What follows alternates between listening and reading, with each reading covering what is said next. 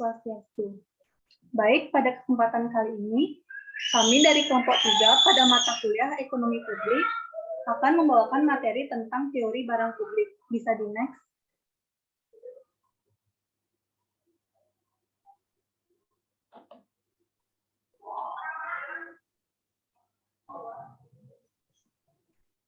Adapun anggota kelompok 3 yaitu Damananda, Yohanes Rio Agung, dan Lumas Aprilia. Next. Pokok bahasan yang akan kami bawakan yang pertama yaitu apa yang dimaksud dengan barang publik, yang kedua bagaimana karakter dari barang publik, yang ketiga bagaimana tipe barang publik, dan yang terakhir bagaimana teori-teori yang ada dalam teori barang publik.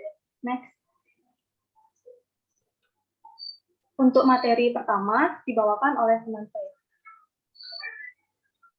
Baik, saya akan membawakan materi pertama, yaitu definisi barang publik. Secara umum, barang publik biasa dipahami sebagai sesuatu yang dapat dinikmati atau dibutuhkan oleh semua orang.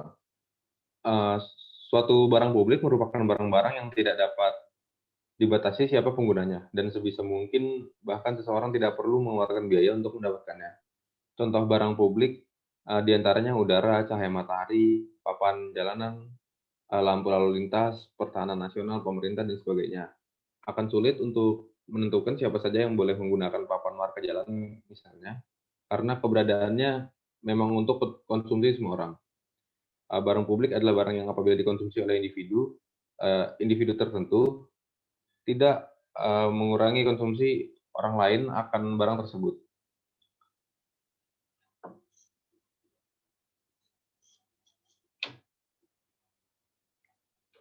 Selanjutnya yaitu karakter dari barang publik.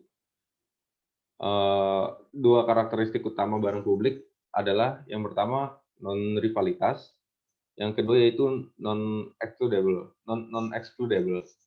Non-rivalitas adalah ketika Anda menggunakan barang publik itu tidak membatasi ketersediaannya untuk orang lain, meskipun memiliki selera yang berbeda, kita memperoleh manfaat yang sama. Contoh kasusnya adalah lampu jalan. Lampu jalan kita dan orang lain sama-sama menerima manfaat dari jalan ketika kita berkendara di jalan raya. Itu mungkin sedikit berbeda untuk jalan raya dan jalan tol. Ketika jalan raya telah penuh, itu mengurangi manfaat yang tersedia bagi orang lain. Sementara itu untuk jalan tol, kita harus membayar untuk dapat menggunakannya. Tapi ketika kita menggunakan jalan tol, kita tidak dapat mencegah orang lain untuk menggunakannya juga. Yang kedua, non-excludable adalah ketika pemerintah telah menyediakan barang publik, mereka tersedia bagi semua orang. Kita tidak bisa mencegah orang lain untuk menggunakan dan mendapat manfaat dari barang tersebut. Jadi barang publik tersedia bagi semua orang, baik free riders, di mana mereka dapat mengkonsumsi dan peroleh manfaat tanpa membayarnya. Contohnya yaitu jalan raya, baik pembayar pajak maupun bukan akan sama-sama mendapatkan manfaat. Materi selanjutnya akan dibawakan oleh rekan saya.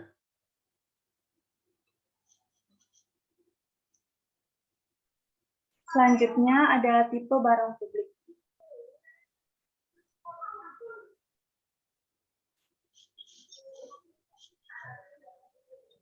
Yang pertama ada barang pribadi, yang kedua barang publik, 3 barang sumber daya milik bersama, dan 4 ada pula barang excludable, namun tidak memiliki rival.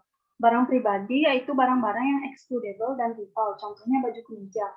Kita bisa mencegah orang lain untuk memakainya, dan jika seseorang menggunakan maka orang lain tidak dapat menggunakannya. Yang kedua barang publik merupakan barang-barang yang tidak excludable dan juga tidak rival. Kita tidak bisa mencegah untuk memanfaatkan barang ini. Contohnya pertahanan suatu negara aman karena mampu melawan setiap serangan dari negara lain. Maka siapa saja di negara itu tidak bisa dicegah untuk menikmati rasa aman. Peluang bagi orang lain untuk turut menikmati keamanan sama sekali tidak berkurang. Yang ketiga ada sumber daya. Merupakan barang-barang yang tidak excludable namun rival. Contohnya batu kali. Kita tidak dapat melarang seseorang untuk mengambil batu-batu tersebut. Tetapi kesempatan orang lain untuk melakukan hal yang sama menjadi berkurang.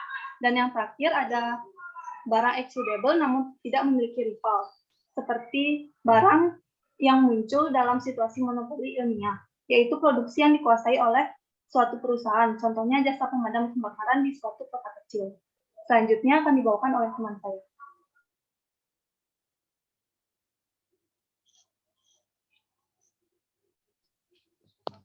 Baik, materi selanjutnya adalah teori-teori dalam teori barang publik. Next. Yang pertama, yaitu teori Pigo. Pigo berpendapat bahwa barang publik harus disediakan sampai suatu tingkat di mana kepuasan marginal akan barang publik sama dengan menyediakan barang publik. Pada teori ini, kurva kepuasan akan barang publik ditunjukkan oleh kurva UU, di mana kurva tersebut mempunyai bentuk menurun yang menunjukkan bahwa semakin banyak barang publik yang dihasilkan, maka akan semakin rendah kepuasan marginalnya yang dirasakan masyarakat. Di lain pihak, semakin banyak pajak dipungut, semakin besar rasa ketidakpuasan marginal masyarakat. Oleh karena itu, kurva yang ketidakpuasan marginalnya akan pembayaran pajak mempunyai bentuk yang meninggi. Kelemahannya didasarkan pada ketidakpuasan marginal masyarakat dalam membayar pajak dan rasa kepuasan marginal akan barang publik. Sedangkan kepuasan dan ketidakpuasan adalah sesuatu yang tidak dapat diukur secara kuantitatif karena sifatnya original. Next. Selanjutnya adalah teori Bowen. Teori yang didasarkan pada teori harga sama halnya pada penentuan harga pada barang swasta. Bowen mendefinisikan barang publik sebagai barang di mana pengecualian tidak dapat ditentukan. Jadi, sekali suatu barang publik sudah tersedia, maka tidak ada seorang pun yang dapat dikecualikan dari manfaat barang tersebut. Kelemahannya yaitu karena Bowen menggunakan permintaan dan penawaran. Yang menjadi masalah adalah karena pada barang publik tidak ada prinsip pengecualian sehingga masyarakat tidak mau mengemukakan kesenangan mereka akan barang tersebut sehingga permintaan menjadi tidak ada. Materi selanjutnya akan dilanjutkan oleh teman saya. Terima kasih. Next. Yang berikut ada teori Erik Lindahl. Sebenarnya teori Lindahl ini mirip dengan teori yang dikemukakan oleh Bowen. Hanya saja pembayarannya masing-masing konsumen tidak dalam bentuk harga absolut, akan tetapi berupa persentase dan total biaya penyediaan barang publik. Analisa Lindahl ini didasarkan pada analisa kurva indifferent dengan anggaran tetap yang terbatas atau fixed budget constraints. Adapun kelemahan dari teori Erik Lindahl sendiri, yaitu teori ini hanya membahas mengenai barang publik tanpa membahas mengenai penyediaan barang swasta yang dihasilkan oleh sektor swasta. Dan kelemahan utamanya adalah penggunaan kurva indifferent. Next.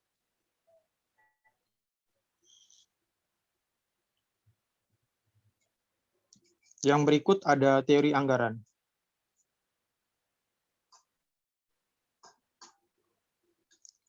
Teori lain yang menerangkan mengenai penyediaan barang-barang publik adalah teori alokasi barang-barang publik melalui anggaran atau budget.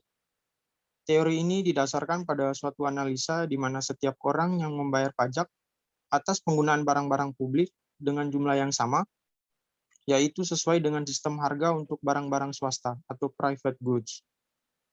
Teori alokasi barang publik melalui anggaran merupakan suatu teori analisa penyediaan barang publik yang lebih sesuai dengan kenyataan karena bertitik tolak pada distribusi pendapatan awal di antara individu-individu dalam masyarakat dan dapat digunakan untuk menentukan beban pajak di antara para konsumen untuk membiayai pengeluaran pemerintah.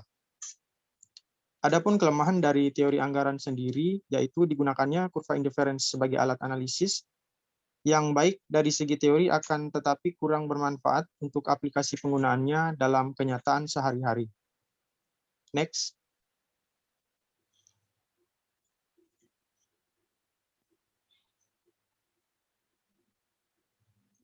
Slide sebelumnya.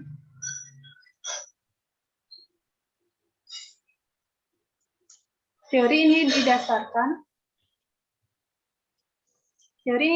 pada suatu analisa di mana setiap orang membayar pajak atas penggunaan barang-barang publik dengan jumlah yang sama.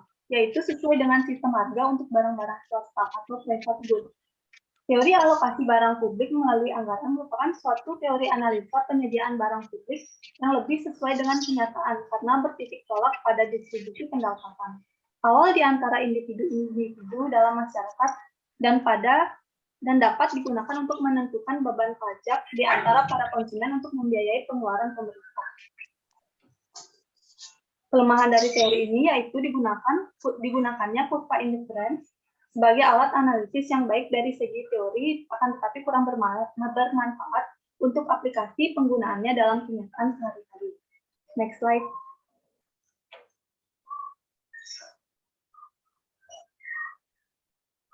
Next slide. Baik, sekian presentasi dari kelompok 3 mengenai teori barang publik. Saya mewakili kelompok 3 memohon maaf jika ada kata-kata yang kurang berkenan. Akhir kata saya ucapkan terima kasih. Om Santi Santi Santi Om.